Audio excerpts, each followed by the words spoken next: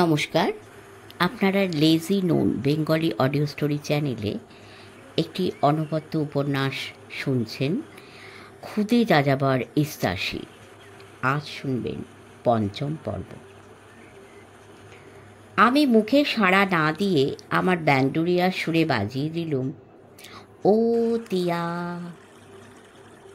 ও তিয়া হেসে উঠল, তারপর গেয়ে উঠল। গাইতে গাইতে ওই পাথরের আড়াল থেকে আরেক পাথরের ওপর লাফিয়ে পড়ল। তারপর এই পাথর থেকে ওই পাথর, সেখান থেকে আরেক পাথর, লাফিয়ে নেচে গাইতে লাগলো। আমি বাজাতে লাগলুম। তুমি যদি তখন সেই দৃশ্য দেখতে, তোমার সাধ্যই ছিল না চোখ ফেরাও। অতিয়া এমন মজা করে গান গাইছিল, তেমনি মজায় কথার ভরা সেই গান। আমার তো হাসতে হাসতে পেটে খিল লেগে যাবার গোত্তর।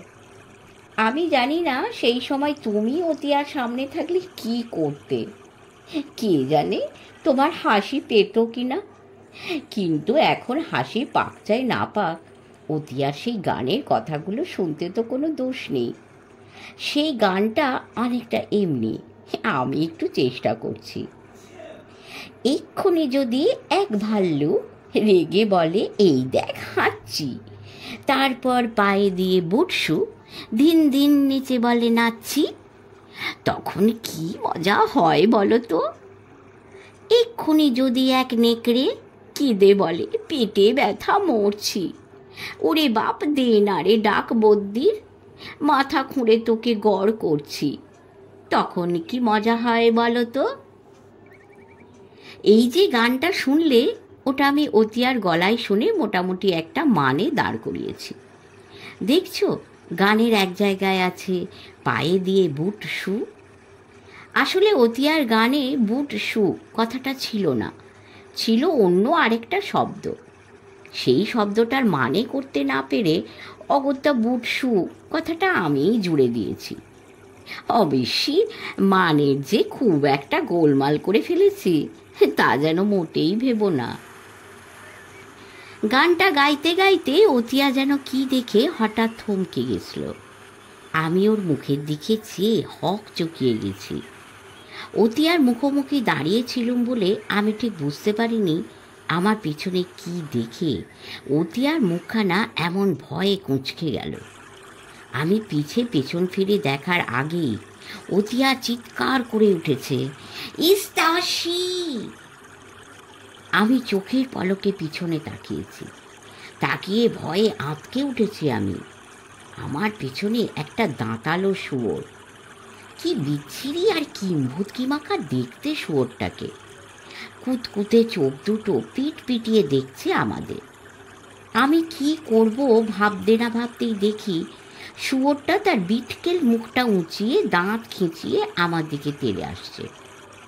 আমি পালাতে যাব এমন সময় অতিয়া ঝট করে এগিয়ে এসে আমায় আড়াল করে দাঁড়িয়ে পড়ল। ধনুকটা কাঁধ থেকে নামিয়ে তীর জুড়ল। বুনো শুয়োরটাকে তাক করলে। আমি নিশ্চিত জানি সেই সময় বুনো শুয়োরের সামনে পড়লে আমার মতো তুমিও প্রাণের ভয়ে কাঁপতে, কারণ তার চেহারাটা সত্যি এমন বীভৎস আর ভয়ঙ্কর যে আচমকা দেখলে যে কোনো মানুষের বুদ্ধি বিবেচনা সব কোথায় উবে যাবে। কিন্তু আশ্চর্য, অতিয়া ভয় পেল না।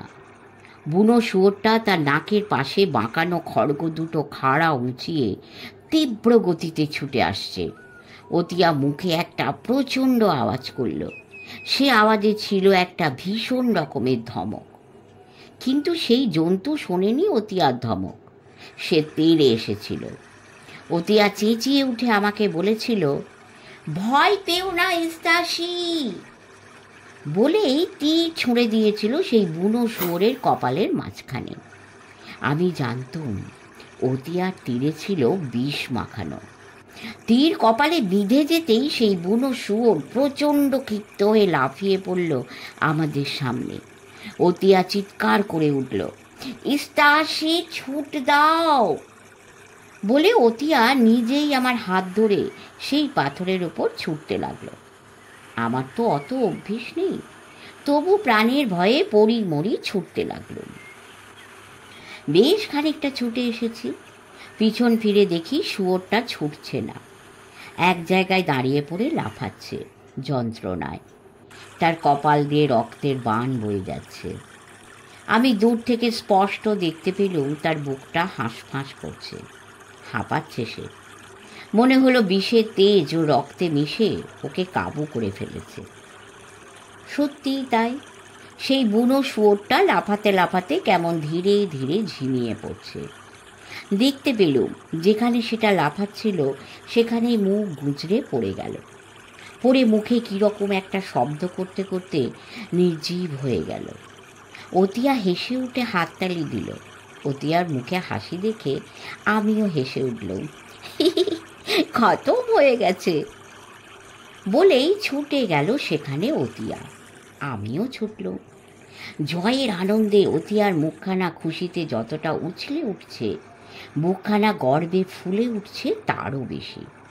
আমি কাছে গিয়ে দেখলুম সেটা তখনও ধুঁকছে।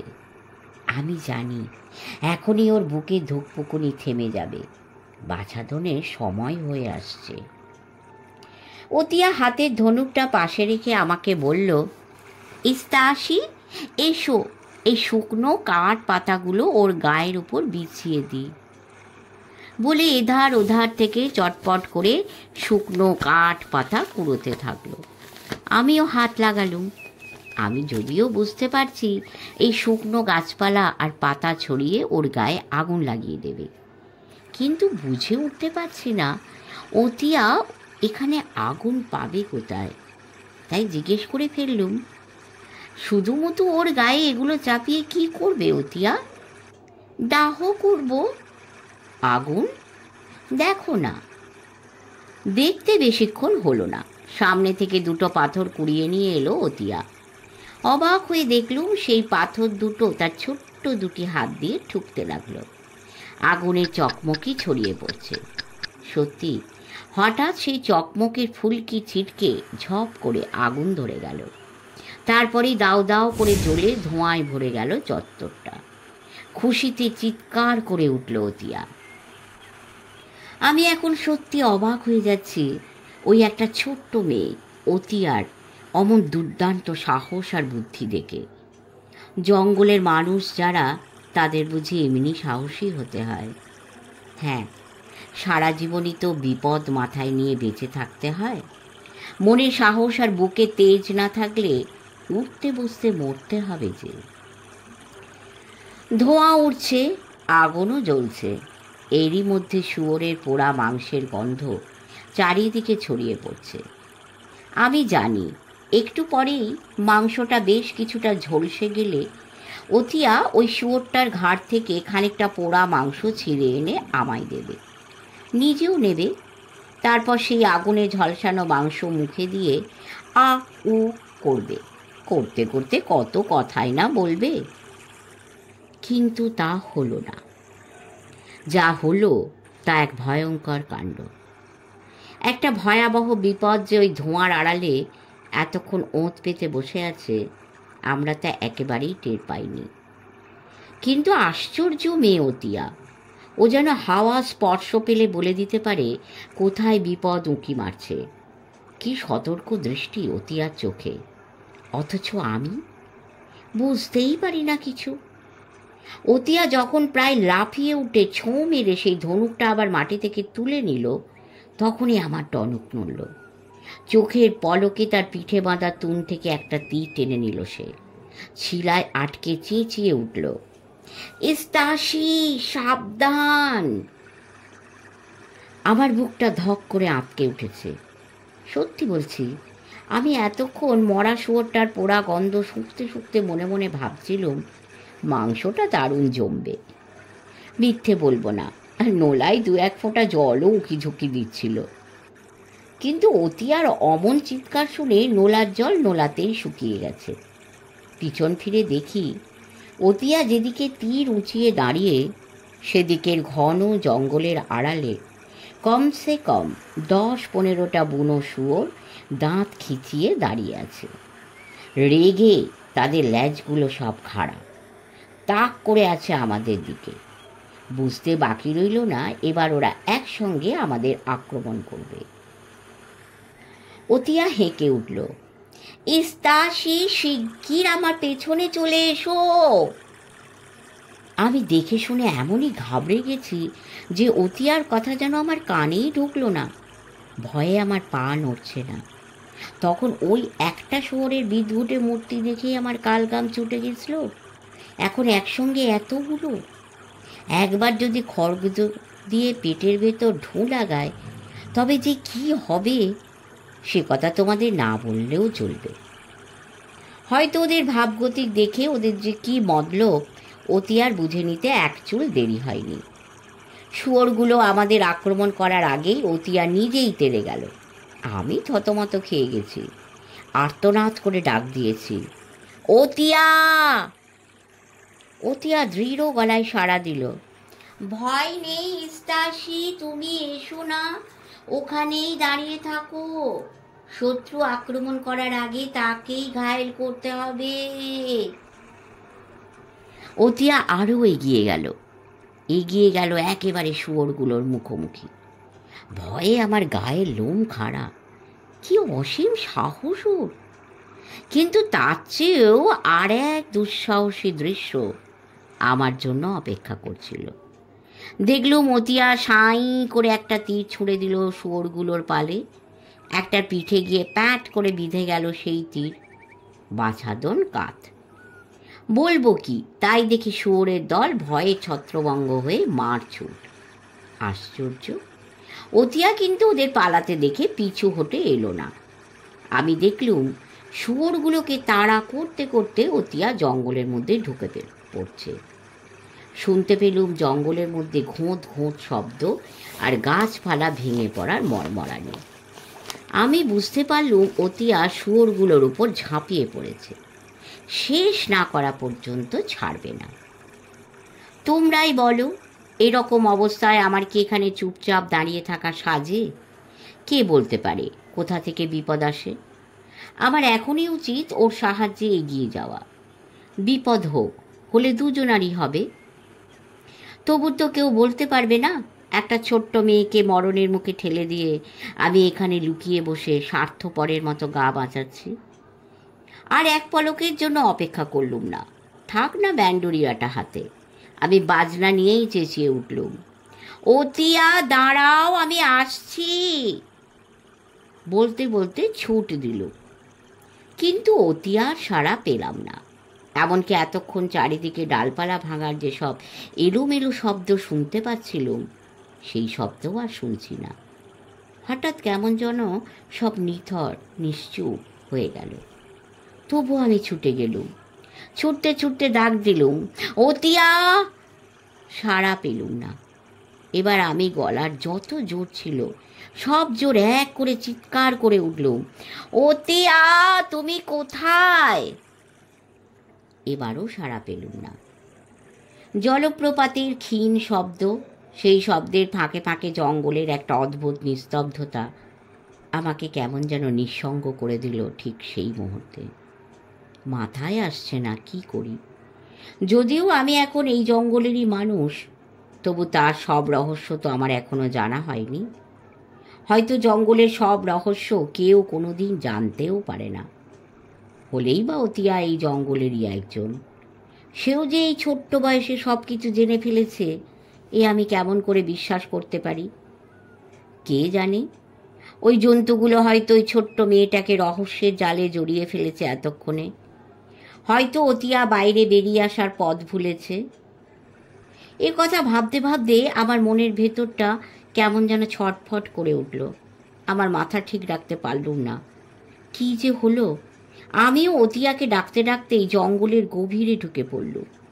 কখনো জোরে কখনো ধীরে ডাকতে লাগলুম, অতিয়া, অতিয়া! তার দেখা পাওয়া দূরে থাক, সাড়া পর্যন্ত পেলুম না। এ যেন ভেলকি।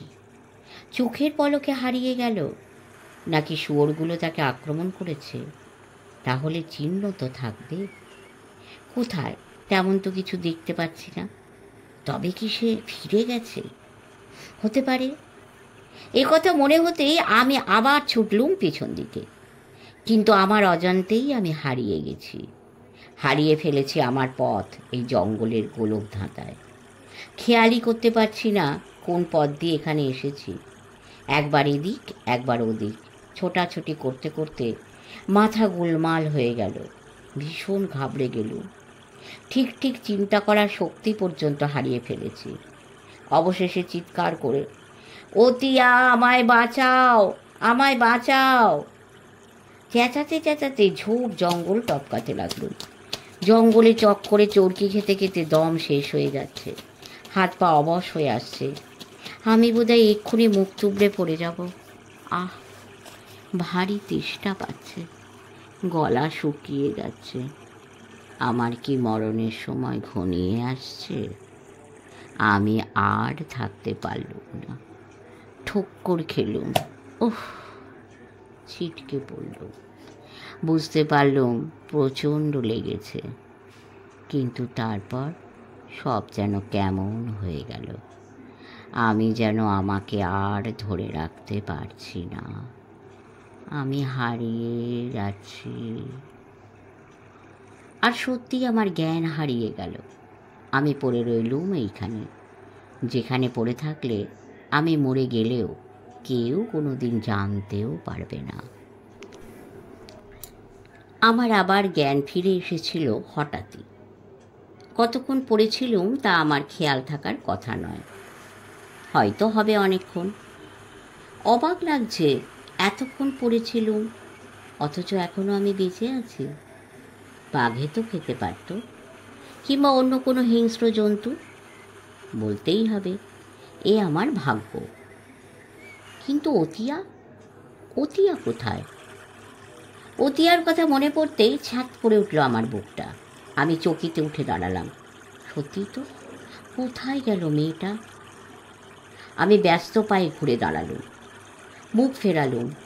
অতিয়া নেই, কিন্তু আমার চোখের সামনে ওটা কি দাঁড়িয়ে আছে? একটা ভাল্লুক। আমি স্থির, না পারি বসতে, না পারি চলতে। পা দুটো অসাড় হয়ে কাঁপতে লাগলো। বুকে সাহস এনে কাঁপুনিটাকে যতই ঠেকাবার চেষ্টা করছি, কিছুতেই পারছি না।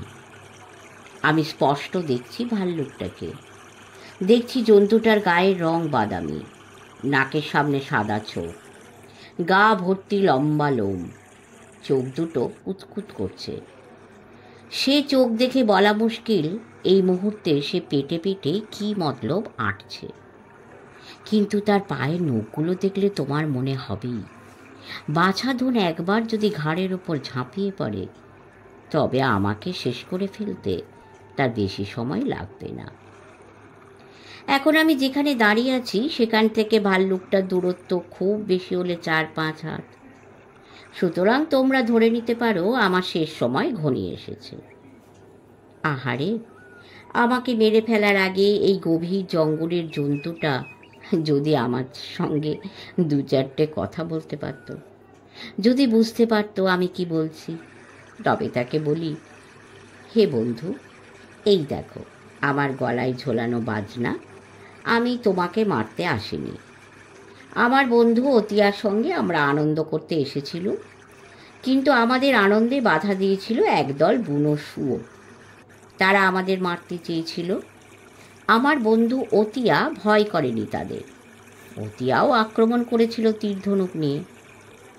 তারপর জঙ্গলের কোথায় যে হারিয়ে গেল আমি খুঁজে পাচ্ছি না। তাকে খুঁজতে খুঁজতে আমিও হারিয়ে গেছি। আমায় যদি মারতে চাও মারো, কিন্তু একটিবার যদি বলে দাও কোথায় গেলে শেষবারের মতো আমি অতিয়াকে দেখতে পাবো, তবে তাকে শেষবারের মতো দেখে আমি নিজেই তোমার হাতে মরবার জন্য এগিয়ে যাব। আমার চোখ ছলছলিয়ে উঠেছিল বোধহয়, খুবই স্বাভাবিক। এইরকম অবস্থায় আমার মতো তুমিও যদি পড়তে, কাঁদতে না? হঠাৎ আমি হক চকিয়ে গেছি। আমার চোখ দুটো ছটফটিয়ে উঠেছে। দেখি কি আচমকা ভাল্লুকটা সামনের পা দুটো তুলে খাড়া দুপায়ে দাঁড়িয়ে উঠল। দাঁড়াতেই তার মুখের ঠোঁট দুটো দুফাক হয়ে দাঁতগুলো বেরিয়ে পড়ল। তারপর অমনি দুপায়ে হাঁটতে হাঁটতে সে আমার দিকে এগিয়ে আসতে লাগলো। আমি তো জানি এবার আমার সময় হয়ে এসেছে। আমি জানি এবার ভাল্লুকটা তার সামনে দুপা দিয়ে আমায় জাপটে ধরবে, জাপটে ধরে আমার হাড় গোড়গুলো সব গুঁড়িয়ে ফেলবে। আমি শেষ নিঃশ্বাস ফেলার আগে হয়তো মাটির উপর আমাকে ছুঁড়ে ফেলে দুপায়ের ওই তীক্ষ্ণ নখগুলো দিয়ে আমার বুকটা চিরে ফেলে ভাল্লুকটা নিশ্চিন্ত হবে। কি জানি আমার কি হলো, আমার বুকের মধ্যে কে যেন জাদু মন্ত্রের মতো সাহস এনে দিল। আমি দিলুম এক ছোট। ওদিকটায় কত বড় বড় ঘাস, আমার একেবারে বুক অবধি লম্বা। আমি দুহাত দিয়ে সেই ঘাস সরাতে সরাতে যতটা সম্ভব জোর কদমে ছুটতে লাগলো। তুমি তো জানো না ঘাসের মধ্যে দিয়ে ছোটা কি দুঃসাধ্য কাজ। পায়ে দফা রফা, বুঝতে পারছি কেটে যাচ্ছে, কাঁটা ফুটে রক্তারক্তি হচ্ছে। হোক, আমায় বাঁচতেই হবে, অতিয়াকে আমায় খুঁজে বার করতেই হবে। আমি হঠাৎই একবার দাঁড়ালুম। যদিও আমার খুবই কষ্ট হচ্ছে, হাঁপাচ্ছি, তবু ভেবো না যেন আমার দম ফুরিয়ে গেছে। এখনও আমি আরও কিছুক্ষণ নিশ্চয়ই ছুটতে পারবো। ওই ভাল্লুকটার খপ্পর থেকে বাঁচার জন্যে আরও খানিকক্ষণ জুঝতে পারবো। তবু দাঁড়ালুম, কারণ ভাল্লুকটা তেড়ে আসা শব্দ আমি শুনতে পাচ্ছিলুম না ঝোপঝাড় ভেঙে পড়ার কোনো আওয়াজ। আমি চকিতে একবার পিছু ফিরলুম। হ্যাঁ, তাই তো, আমার পেছনে কোনো ভাল্লুকও নেই, কিচ্ছু নেই। আমি অবাক হয়ে গেলুম। তবে কি ভাল্লুকটা আমার সঙ্গে পাল্লা দিতে পারল না? এ কথাটা আমি কেন, তোমরাও নিশ্চয়ই বিশ্বাস করবে। সেটা নিশ্চয়ই এখানে কোনো ঝোপের মধ্যে লুকিয়ে বসে আছে। সুতরাং এখানে আর দাঁড়িয়ে থাকা নয়, যেমন করে হোক এখান থেকে পালাতে হবে। এই কথা মনে হতেই আমি আবার ছুট দিলুম। কিন্তু চমকে গেলুম, ছুটতে গিয়ে থমকে দাঁড়ালুম। কেননা যেদিক দিয়ে ছুটে যাব সেই দিকেই ভাল্লুকটা চুপটি করে বসে আছে। আমার চোখে ধুলো দিয়ে কোন ফাঁকে কোন পথ ধরে যে সে এখানে গেছে আমি বুঝতেই পারছি না, যেন ভেলকি। আমি এখন ভাল্লুকটার একেবারে নাগালের মধ্যে, এখান থেকে ছুটলেও আমার নিস্তার নেই। কিন্তু আশ্চর্য, ভাল্লুকটার এখনই যা করা উচিত ছিল সে তো তা করছে না। কই, এক লাফে ছুটে এসে আমার গলাটা তো টিপে ধরছে না, স্থির হয়ে দাঁড়িয়ে দাঁড়িয়ে আমায় দেখছে খালি। ও কি ভেবেছে, আমার এই যে ব্যান্ডোরিয়াটা এটা কোনো মারাত্মক অস্ত্র? ভেবেছে এগিয়ে এলে এটা দিয়ে ওর মুন্ডুপাত করব? এই কথা যদি ভেবে থাকে জন্তুটা, আমার বাঁচোয়া। এ যাত্রা আমি রক্ষা পেলেও পেয়ে যেতে পারি। সুতরাং ভাল্লুকটাকে আরও বেশি করে ভয় পাইয়ে দেবার জন্য আমার মাথায় চট করে একটা বুদ্ধি খেলে গেল। আমি ব্যান্ডোরিয়াটা চটপট বাগিয়ে ধরে ভাল্লুকটার দিকে ঠিক বন্দুকের মতো তাক করে উঁচিয়ে ধরলুম। ভাল্লুকটা কিন্তু ভয় পেয়ে পালালো না, এমনকি নড়ে চড়ে ভয় পাবার ভাবভঙ্গিও করল না। আমি অবশ্যই ঠিক অমনি করে ব্যান্ডোরিয়াটা উঁচিয়ে ধরে এক পা করে পিছু হটতে লাগলো। ভাল্লুকটা ট্যাঁও করে না, টুঁও করে না, আমার দিকে যেমন করে চেয়েছিল তেমনিই চেয়ে রইল। আমি এতক্ষণ প্রায় নিঃসাড়ে পিছু হটছিল। যখন দেখলুম ভাল্লুকটা সত্যিই কোনো সাড়া শব্দ নেই, তখন টেনে দৌড়। ব্যাস, ছুটতে গিয়েই চিৎপটাং। ঝোপের মধ্যে বেটপকা পায়ে কিছু জড়িয়ে গেল। লাগলো কি লাগলো না সে কথা ভাবার সময় নেই, সামনে সাক্ষাৎ যমদূত। হাতের ব্যান্ডোরিয়াটা কোনো রকমের সামনে নিয়ে হন্তদন্ত হয়ে উঠে দাঁড়ালুম। এক বুক নিঃশ্বাস নিয়ে আবার ছুটতে গেলুম। পারলুম না। দেখলুম যেদিক দিয়ে পালাবার ফাঁক খুঁজছি ভাল্লুকটা এখন সেদিকেই ঘাপটি মেরে বসে আছে। আশ্চর্য! ঠিক এই সময়ে আমার মনের অবস্থা যে কি তা খুলে না বললেও তোমাদের নিশ্চয়ই বুঝে নিতে কষ্ট হবে না। আমি ভেতরে ভেতরে এমন ভড়কে গেলুম যে এখন কি করব সেটাই ভেবে পাচ্ছি না। সব কেমন যেন তালগোল পাকিয়ে গেল। মনে হলো ভাল্লুকের খপ্পর থেকে রক্ষা পাওয়ার আর বোধহয় কোনো পথ নেই। আমি ভাল্লুকের ফাঁদে পড়েছি। ফাঁদের মধ্যে আটকা পড়ে এমনি করে ছটফটিয়ে মরতে হবে। আর সে মরণ যে কী কষ্টের তা এখন কেউ না বললেও বুঝে নিতে কষ্ট নেই। কিন্তু সেভাবে তিলে তিলে আমি মরতে চাই না। তাহলে কি করা? ভাল্লুকটার সঙ্গে লড়াই করব? আমার বয়সটা যদি ঠিক ঠিক মনে করতে পারো, আমি তোমাদেরই মতো ছোট্ট। তবে নিশ্চিত যেন ভাল্লুকের সাথে খালি হাতে লড়াই করা আমার সাধ্যে কুলোবে না। ভাবো তো একবার ভাল্লুকের সেই দশাসই চেহারাটার কথা। উফ, কি ভয়ঙ্কর মূর্তি! সত্যি যেন একটা কালো জম। এই গভীর জঙ্গলে এমনি এক কিলোকিষ্টি জমের মুখোমুখি দাঁড়িয়ে একটা ছোট্ট ছেলে মৃত্যুর জন্য অপেক্ষা করছে। এই ছবিটা কল্পনা করলে তোমার গায়ে কাঁটা দেবে না? আপাতত আমি বন্দি, অর্থাৎ এই ঝোপের আড়াল থেকে ছুটে পালাবার আমি আর কোনো উপায় দেখছি না। কেননা ভাল্লুকটা এখন যেখানে দাঁড়িয়ে আছে সেখান থেকে স্থির নজর রেখেছে আমার ওপর। একেই বোধহয় বলে নজরবন্দি। না, এভাবে কতক্ষণ দাঁড়িয়ে থাকতে পারে একটা মানুষ? একটা কিছু করতেই হয়। এই কথা মনে হতেই একটা দুরন্ত দুঃসাহস আমার বুকের ভেতর নাড়া দিয়ে উঠল। আমি শেষমেশ ভাল্লুকটার দিকেই এগিয়ে গেলুম। বলে রাখা ভালো, আমার হাতের ব্যান্ডুরিয়াটাকে আর বন্দুক বানাতে সাহস হলো না। ওটা যেমন বাজনা আছে তেমনই থাক। কিন্তু যতই এগিয়ে যাচ্ছি ততই মনে হচ্ছে আমার শেষ সময় বুঝি ঘনিয়ে এলো। এই বুঝি ভাল্লুকটা লাফিয়ে পড়ল ঘাড়ে। শত্রুকে ঘায়েল করার এমন সহজ সুযোগ তার জীবনে বুঝিবার কোনো দিন আসেনি, আসবেও না। ঠিক এই সময় অদ্ভুত একটা কাণ্ড ঘটে গেল। আমাকে এগিয়ে যেতে দেখে ভাল্লুকটা কোথায় তেড়ে আসবে তা নয়, পিছিয়ে যাচ্ছে।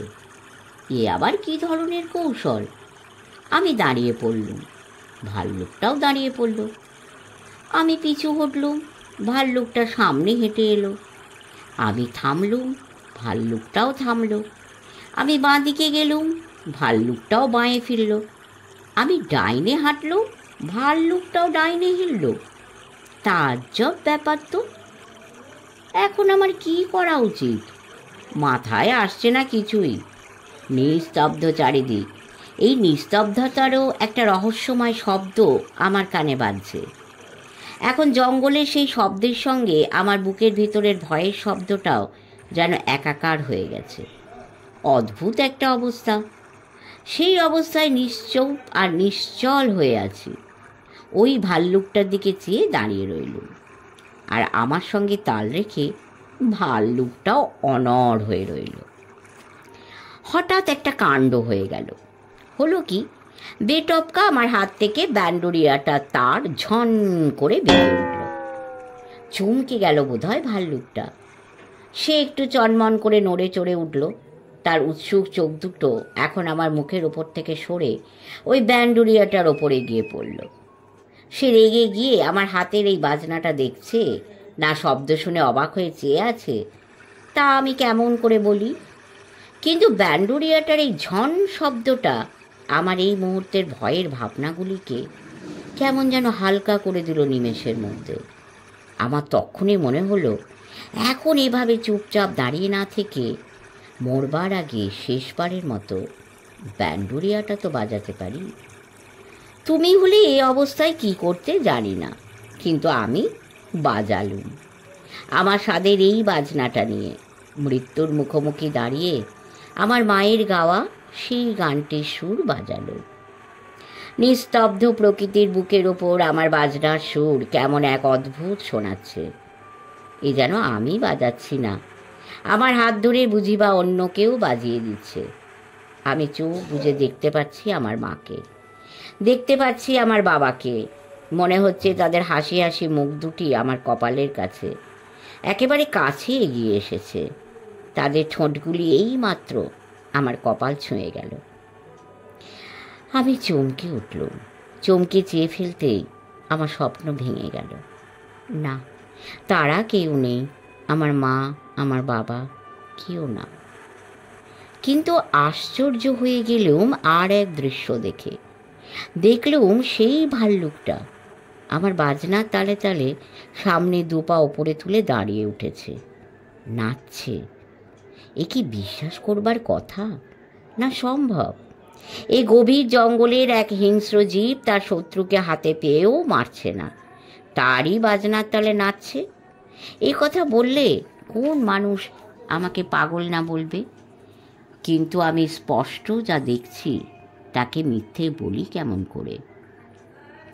আমি দেখছি ভাল্লুকটা আমার বাজনার সুরে যেন বিভোর হয়ে গেছে। এখন তাকে দেখলে মনে হয় নাচ ছাড়া ও বুঝি জগতের আর কিছুই জানে না। আর ঠিক এই মুহূর্তে আমি ছাড়া এই বন্য জন্তুটার বুঝি আর কোনো বন্ধুই নেই। আমারও এতক্ষণ ভাল্লুক নামে যে জন্তুটাকে মনে হয়েছিল নৃশংস এক জীব, এখন তার নাচ দেখতে দেখতে মনে হচ্ছে এই নিঃসঙ্গ নির্জন বনে এমন চমৎকার বন্ধু বুঝি আর হয় না।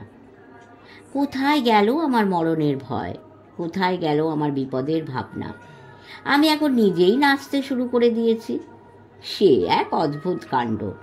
এখন এই বনের ভাল্লুকের সঙ্গে ইফতাসি নামে ছোট্ট ছেলেটার নাচ দেখলে তোমার মনে হতে বাধ্য ইফতাসি নিজেই বুঝি এক বন্য প্রাণী। কি জানতো ওই নৃশংস জীবটার সঙ্গে আমার এই আনন্দের উচ্ছ্বাস একটুক্ষণের জন্য? কি জানতো এমন এক গভীর জঙ্গলে অমন অসতর্ক হয়ে হইহুল্লোড় করতে নেই? যে কোনো মুহূর্তে বিপদ ঘটতে পারে। সত্যি বলতে কি, এমন আশঙ্কা আমার মনে একেবারেই আসেনি। আমি কেমন যেন সব ভুলে গেছি। ভাল্লুকটার নাচ দেখে নিজেও নাচতে নাচতে তার একদম কাছে চলে এসেছি। তারপরেই সব শেষ। অকস্মাৎ একটা প্রচণ্ড আঘাত পড়ল আমার ঘাড়ের ওপর। চকিতে আমার দু চোখ ভরে অন্ধকার নেমে এলো। আমি পড়লুম না মরলুম কিছুই জানি না। শেষ হলো পঞ্চম পর্ব। দেখা যাক ইফতাসির কি হয়, কি হলো শেষ পর্যন্ত। ঈশ্বরের করুণায় প্রত্যেকে ভালো থাকবেন, ভালোবেসে আমাদের কমেন্ট করবেন এবং অনেক লাইক, শেয়ার ও সাবস্ক্রাইব করবেন। নমস্কার।